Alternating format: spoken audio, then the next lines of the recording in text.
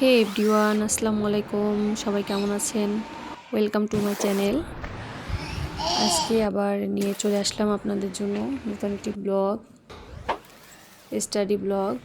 তো আমি সকালবেলা উঠে আমার ব্রেকফাস্ট তৈরি করে নিলাম, আমার ছেলের বইগুলো গুছিয়ে নিয়েছিলাম। তারপরে হচ্ছে রান্নার জন্য প্রস্তুতি নিলাম, যেহেতু আজকে আবহাওয়াটা খুব বেশিটা ভালো না, বৃষ্টি সকাল থেকে হালকা হালকা বৃষ্টি হচ্ছে, সুতরাং খিচুড়ি রান্না করলাম। এরপর আমি আমার পড়ার জন্য প্রস্তুতি নিলাম এবং হচ্ছে পড়া শুরু করলাম। আমি শুরুতেই হচ্ছে আমার একটি স্টাডি প্ল্যান করে নিলাম যে আমি কি কি পড়ব।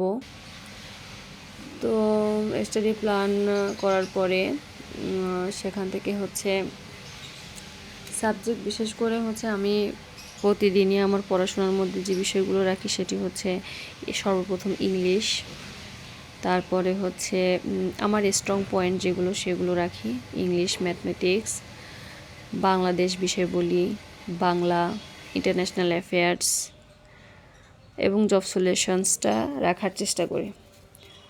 তো আমি সেইভাবে আমি আজকে আমার মোটামুটিভাবে আমার রুটিনটা হচ্ছে তৈরি করে নিলাম। তো আমি হচ্ছে বাংলার জন্য প্রথমে ইংলিশের জন্য আমি ভাবলাম হচ্ছে রাইট ফর্মস অফ ভার্ব যেটা সেটা হচ্ছে পড়ব। তো সেটা হচ্ছে পড়ে নিলাম, লিখে নিলাম খাতায় আমার ডায়েরিতে। তো আজকে যেহেতু ওয়েদার খারাপ, সকাল থেকেই বাইরে ঝিরঝির বৃষ্টি হচ্ছে, বাতাস হচ্ছে, তো ওয়েদার খারাপ হলেও মনটা বেশ ভালো, কারণ এই ধরনের আবহাওয়া আমার খুব ভালো লাগে। তো সকালবেলা ঘুম থেকে মোটে উঠতে ইচ্ছা করতেছিল না, কিন্তু তারপরও যেহেতু আমার সকালবেলা আমার বাচ্চা হচ্ছে একটু বেশি ঘুমায়, তো এই সময়টা আমি হচ্ছে কাজে লাগাই। এই সময়টা আমি আমার পড়াশোনার জন্য হচ্ছে অনেক বেশি এফোর্ট দিতে পারি। এই জন্য মূলত আমি এই সময়টা আসলে হেলাফেলায় কাটাই না। আমি সেইভাবে হচ্ছে মানসিকভাবে প্রস্তুতি নিয়ে বসি যে না, আজকে আমি এতক্ষণ পড়বো, এই এই টপিকসের উপরে পড়বো এবং এটা আমি খুব সুন্দর করে পড়ে নিব। কারণ আমার বাচ্চা যেহেতু ঘুমাচ্ছে, ও যে যখন উঠে যাবে তখন তো আমাকে পড়তে দিবে না। তো এই জিনিসটা আমার হচ্ছে মাথায় সবসময় হচ্ছে কাজ করে। যেহেতু আমার বাচ্চা ছোট, সুতরাং ও তো আসলে বোঝে না যে আমার মায়ের পড়াশোনা করতে হবে বা তার অনেক পড়াশোনার প্রেশার এগুলো আসলে, এবং তার হচ্ছে আমার এত কিছু মেনটেন করে চলতে হয়। এগুলো হচ্ছে আমার বাচ্চার আসলে বোঝার মতো বয়স হয়নি। তো এই জন্য আমি হচ্ছে আর আমার মন খারাপ লাগে না। আমি মানে আজকে যেহেতু ওয়েদার খারাপ আর রাতে হচ্ছে ফ্যানের পাওয়ার একটু বাড়িয়ে দেওয়া ছিল, এবং আমি আমার ফ্যানের বাতাসটা পুরোপুরি আমার গায়ে লাগছিল দেখে আমার হচ্ছে গলা বসে গেছে। মানে গলা বসেনি ওইভাবে, কিন্তু গলাটা মনে হচ্ছে ব্যথা ব্যথা করতেছে। এই জন্য ভয়েসটাও হচ্ছে কেমন যেন মনে হচ্ছে। তো এই আমার হচ্ছে রুটিন করা শেষ। তো এরপরে হচ্ছে আমি মূলত বই বের করলাম, যে হচ্ছে এটা দিয়ে আমি আসলে যে কোনো একটা টপিক ধরে যে কোনো একটা বই থেকে হচ্ছে হোক, সে যে কোনো বই, সেটা থেকেই হচ্ছে আমি পড়ার জন্য হচ্ছে সেই টপিকসটা হচ্ছে পড়ি। বিশেষ করে আমি বাংলাদেশ অ্যাফেয়ার্স বিষয়টা প্রথমে পড়তে যাচ্ছিলাম, এখান থেকে হচ্ছে এই যে সংবিধান, এই অংশটুকু আমি আসলে এই মিজানুর রহমান স্যারের বই থেকে হচ্ছে আমি পড়িনি। তো ভাবলাম যে যেহেতু এটা থেকে পড়া নাই, তো আমি এটা থেকে একটু আমার রিভিশনও হয়ে গেল, আমার অজানা যে যদি কোনো প্রশ্ন থেকে থাকে সেটাও হচ্ছে আমার পড়া হয়ে যাবে।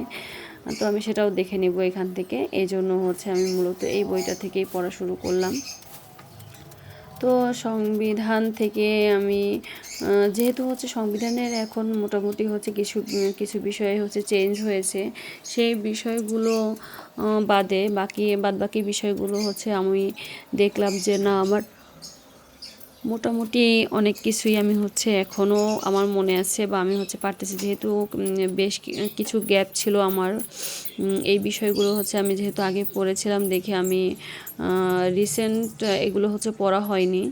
আমি রিসেন্ট হচ্ছে বিশেষ করে যেহেতু আমার ভাইবা ছিল 44-এ, সেজন্য আমি রিসেন্ট টপিকসগুলো হচ্ছে পড়ছিলাম, এবং যাতে করে হচ্ছে ভাইবা রিলেটেড প্রশ্নের উত্তর দিতেও হচ্ছে আমার সহজ হয়। আর আমার হচ্ছে বাংলাদেশ এবং ইন্টারন্যাশনালের যে বিষয়গুলো রয়েছে সেগুলো সম্পর্কে আমার সাম্প্রতিক একটা জ্ঞান, যে ধারণা, সেটাও হচ্ছে হয়ে যায়। এবং এখান থেকে প্রশ্ন আসলে যাতে আমি হচ্ছে ভালোভাবে অ্যান্সার করতে পারি।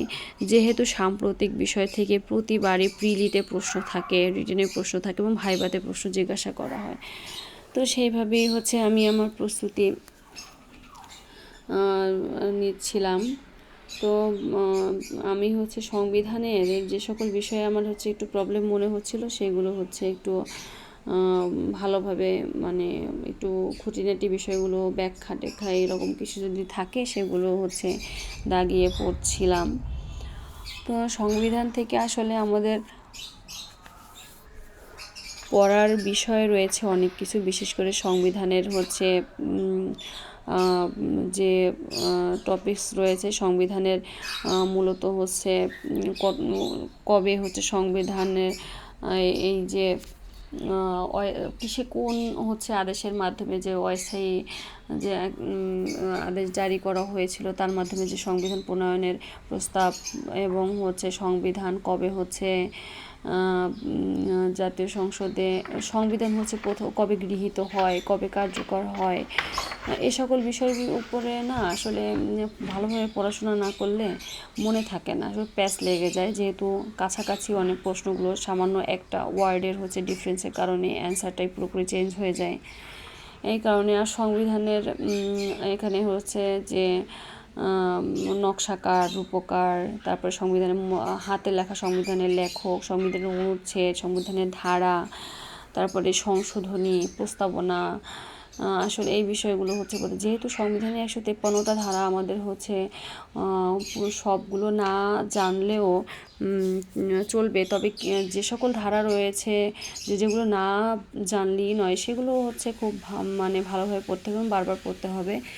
কিন্তু আমি হচ্ছে সংবিধানের যে মূল বিষয়গুলো, যে সে বিষয়ে মৌলিক যে সংবিধানের যে মৌলিক যে অনুচ্ছেদগুলো রয়েছে, সংবিধানের হচ্ছে মূলনীতি রয়েছে 8 নম্বর অনুচ্ছেদে, তারপরে হচ্ছে আমাদের মৌলিক অধিকার নিয়ে যে অনুচ্ছেদগুলো রয়েছে সেগুলো নিয়ে পড়লাম। তারপরে হচ্ছে সরকারি কর্ম কমিশন নিয়ে, নির্বাচন নিয়ে যে অনুচ্ছেদগুলো রয়েছে, রাষ্ট্রপতি, তারপরে প্রধানমন্ত্রী, এবং হচ্ছে অর্থ বিল নিয়ে রয়েছে।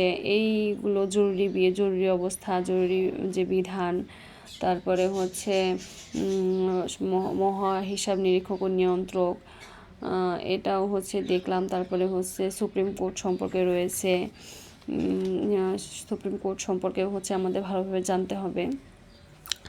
তো সংবিধানের হচ্ছে আর বিশেষ করে সংশোধনীগুলো হচ্ছে পড়তে হবে খুব ভালো করে। সংশোধনীগুলো মানে কোন সংশোধনী কখন হয়েছে, কতগুলো সংশোধনী আনা হয়েছে, এবং সংবিধানে যে সংশোধনীগুলো আনা হয়েছে তার কোন বিষয়ের উপরে ভিত্তি করে সংশোধনী আনা হয়েছে, এই বিষয়গুলো, এবং কত সালে কে হচ্ছে এটা জাতীয় সংসদে উত্থাপনকারী ছিলেন, সেগুলো হচ্ছে পড়তে হবে, কারণ এগুলো হচ্ছে খুবই ইম্পর্টেন্ট। এখন বর্তমানে হচ্ছে সংবিধানের যে বিধান হচ্ছে সংবিধানের ক্ষেত্রে হচ্ছে টপিকস রয়েছে, সেগুলো হচ্ছে মোটামুটি হচ্ছে রিসেন্ট টপিকের উপরে প্রশ্ন আসে, বিশেষ করে বেশি রিসেন্ট যে বিষয়গুলো রয়েছে সেগুলো নিয়ে হচ্ছে জানতে হবে। সংবিধানের যে আর যে মৌলিক বিষয়গুলি রয়েছে সংবিধানের যে হচ্ছে সেগুলো নিয়েও খুব সুন্দর করে হচ্ছে জানতে হবে। এখন সংবিধান সম্পর্কে সংবিধান নিয়ে প্রতিবারই আসলে হচ্ছে প্রশ্ন হয়। এ নিয়ে আসলে বলার নতুনভাবে বলার কোনো কিছুই নাই। সংবিধান থেকে প্রশ্ন আসবেই। এবং হচ্ছে এখানে সংবিধানের আরেকটি গুরুত্বপূর্ণ বিষয় রয়েছে, সেটি হচ্ছে কে কাকে শপথ পড়ায়। এই বিষয়গুলো নিয়ে বিশেষ করে আমাকে ভাইভাতে এবার হচ্ছে প্রশ্ন জিজ্ঞাসা করেছিল, যেমন স্পিকারকে রাষ্ট্রপতিকে কে হচ্ছে শপথ পড়ায়। তো রাষ্ট্রপতিকে যে স্পিকার শপথ পড়ায়, তাহলে স্পিকারকে কে পড়ায়, মানে হচ্ছে আপনার কনফিউশন লাগানোর জন্য এইটুকুই হচ্ছে প্রশ্ন আসলে এনাফ, যে তারা হচ্ছে আপনাকে এমনভাবে প্রশ্ন করবে যাতে আপনি হচ্ছে ঘাবড়ে যান এবং আপনি হচ্ছে উল্টাপাল্টা উত্তর করে আসেন। তো এই নিয়ে হচ্ছে মোটামুটি প্রস্তুতি পড়তেছিলাম আমি, যে আমার কেন যেন মনে হচ্ছিল যে সংবিধান থেকে প্রশ্ন আসলে আমার মনে হয় এইবার কোনো প্রশ্নই আমার মিস যাবে না, কারণ আমি সংবিধান হচ্ছে খুব ভালো করে, আর আমার সংবিধান পড়তে বেশ ভালোই লাগে, কখনো বিরক্তি লাগেনি। আর নতুন নতুন জিনিস পেলে তো আর হচ্ছে কথাই নাই। এবং এখানে আরেকটি বিষয় আমি বলে রাখি, সংবিধানের যে বাতিলকৃত যে বিষয় বলি, এটা নিয়ে হচ্ছে আমি একটি নোট হচ্ছে শর্টস আকারে দিয়েছি। তো ওটা হচ্ছে আমার এর থেকে দেখে নেবেন। তো সংবিধানে যে বাতিল করা হয়েছে এই বিষয়গুলো নিয়ে আমি একটি ভিডিও আপলোড দিয়েছি শর্টস আকারে, ওই ভিডিওটি আপনারা দেখে নেবেন। এখানে 6টি বিধান বাতিল করা হয় 2024 সালের 17ই ডিসেম্বর। এখানে হচ্ছে আইনের যে 2টি ধারা রয়েছে, 20 এবং 21 নম্বর ধারা, আর অনুচ্ছেদ হচ্ছে 4টি। সে 4টির মধ্যে রয়েছে 7-এর ক, খ এবং 44-এর 2 এবং 142 নম্বর অনুচ্ছেদ। হাইকোর্টের রায়ের মাধ্যমে তত্ত্বাবধায়ক সরকার ব্যবস্থা হচ্ছে পুনর্বহাল করা হয়।